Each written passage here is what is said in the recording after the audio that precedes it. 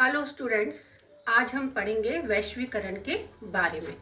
वैश्वीकरण के बारे में बहुत ही अधिक जानकारी साक्ष्यों से जुटाई जा चुकी है, लेकिन वैश्वीकरण को कुछ सीमित शब्दों में परिभाषित करने का और समझाने का मैंने प्रयास किया है। क्लास 12th के अनुरोध पे मैंने ये वीडियो बनाई है, तो उम्मीद है कि ये उन्हें अच्छे से समझ में आएगा। वैश्वीकरण, भूमंडलीकरण और ग्लोबलाइजेशन, ये तीनों ही शब्द पर्यायवाची हैं। वैश्वीकरण का अर्थ है पूरा विश्व अंतःकरण से एक है।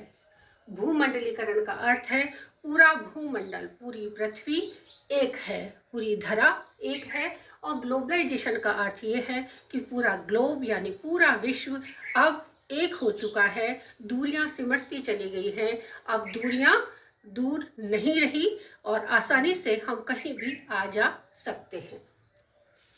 वैश्वीकरण का मूल तत्व मानवता और विश्व बंधुत्व रहा है।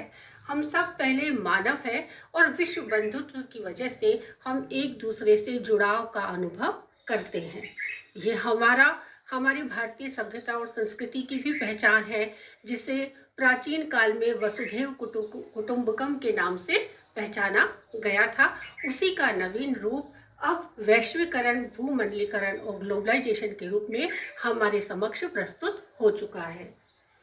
वैश्वीकरण सेकेंड वर्ल्ड वॉर के बाद प्रारंभ हुआ और अमेरिका और ब्रिटेन ने एक नई अंतर्राष्ट्रीय अर्थव्यवस्था का ताना बाना बुना।